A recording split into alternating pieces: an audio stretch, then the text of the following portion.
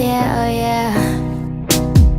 What's going on YouTube? My name is Brian and this is my PCOS story. If you're interested in hearing my story, please stay tuned. So to be honest, I really debated on making this video only because this is something real personal to me. But again, I am trying to be transparent more on this channel. So starting off with, what is PCOS? That was my mindset about 3 years ago when I got diagnosed. PCOS, better known as polycystic ovarian syndrome, it's a hormonal disorder that causes enlarged ovaries with small cysts on the outer edges of your ovaries. Before I display my symptoms, here are a few symptoms with PCOS.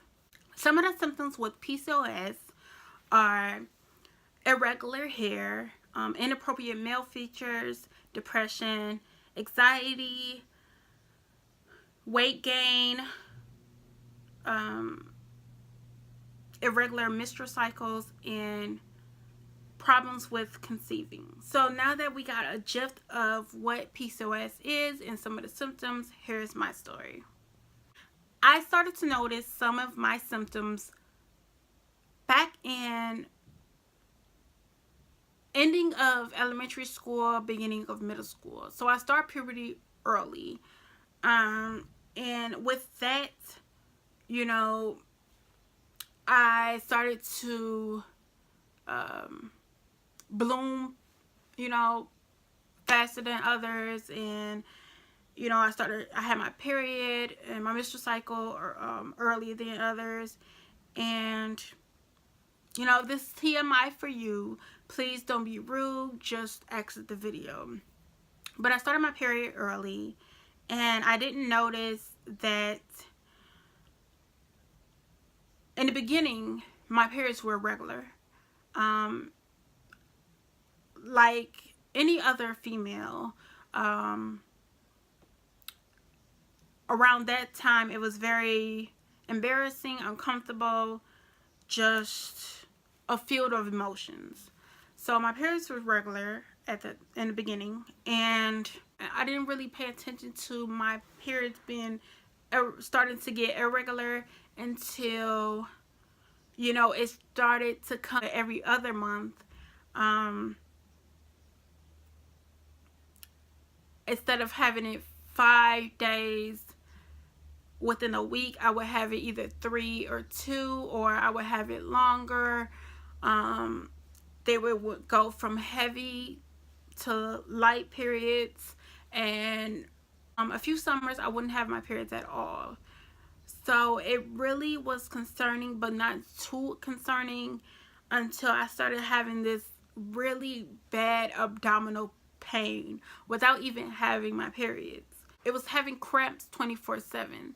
I was just like confused to what was going on because I wasn't sexually active, so I was concerned. From there, I started to be more curious to know what was going on. So I finally, you know, shared it with my family. And at that time, my family really didn't have an understanding of what was going on either, because PCOS was unheard of within my family, and from a lot of people, even my doctors really didn't know. During high school and middle school was very challenging for me because of the small symptoms that I was experiencing. I used to get called a guy from time to time, and I'm visually impaired, and I will mention my visual impairment because it's not visible to others. You know, you may see me and you might not consider me as being visually impaired, but because it's not visible to you, you may not understand. But I am visually impaired. I do talk about this on my channel. But anywho, because of my visual impairment, I can see my features on my face, but I'm not able to see from a distance, so I can't see the details on my face. So I would consciously get called a guy from time to time from some of my peers. For my peers, it was just like I heard it so much, I was, you know, questioning my own self, even though I knew that last time I checked, I was a whole female, okay? So, it wasn't really that concerning, but it was like, okay, even though at the time I didn't want that attention, it was like, will I ever, like, do I look that bad? Like, I started to question myself to what was going on. You know, I had one of my male friends bring out the fact that I have a small little mustache, you know, above my upper lip, and, you know, or my male friends would point out the little chin hairs, you know, on my chin and everything, and it was just like embarrassing, you know. And then, you know, trying to make friends, it wasn't like I wasn't trying to be social. I was trying to be social back in, you know, high school and while I was in school.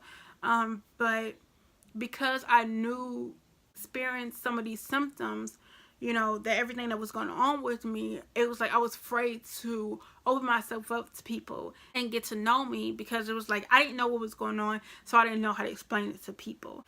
During my research about PCOS, once I learned that there's a bad chance that you're not able to conceive, it was really depressing to me. Like, I just was really discouraged, because for years, I think since, I don't know if it was middle school or high school once I started doing this, but I would start talking about having a daughter, and I would throw out that I would name my daughter after my middle name, and you know, I just used to always talk about her, and I bring her up like every year, like, and if I would just be so devastated if I don't have that chance to experience motherhood. You know, even though, you know, I haven't been trying to, you know, conceive at all. Like, I'm not in a relationship at all. I just want to, you know, experience it at one point. And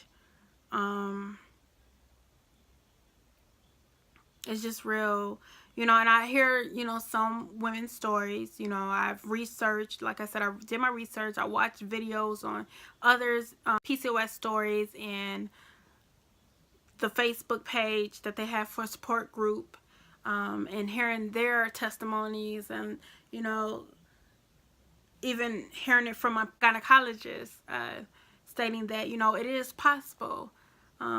It's not curable, but it's treatable, and it's possible for you to conceive. So I'm trying to keep my spirits up and my hopes up, but I've been talking about my daughter for years, and, you know, I was just that typical girl that would dream about getting married, having kids, and, you know, having my own little family, and I'm just nervous. I'm nervous, but I'm trying to be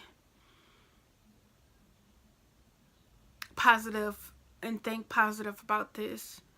But it's consciously on my mind. You know, it's not a day that goes by that I don't think about, what if I would never get to meet my daughter. So that is just my story, short and simple, I guess. It was just the symptoms that I experienced.